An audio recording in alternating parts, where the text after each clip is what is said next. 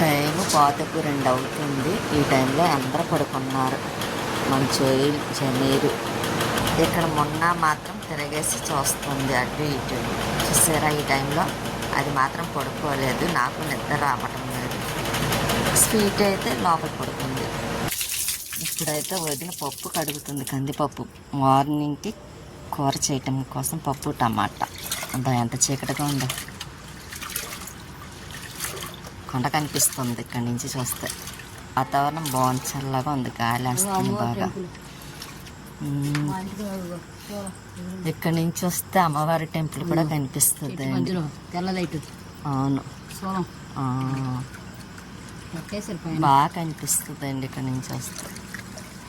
Day time అయితే ఇంకా సౌండ్లు, ట్రైన్ సౌండ్, ఆటోలు అవి వెళ్ళే సౌండ్ బాగా వినిపిస్తాయి. ఇప్పుడు సైలెంట్గా ఉంది కదా.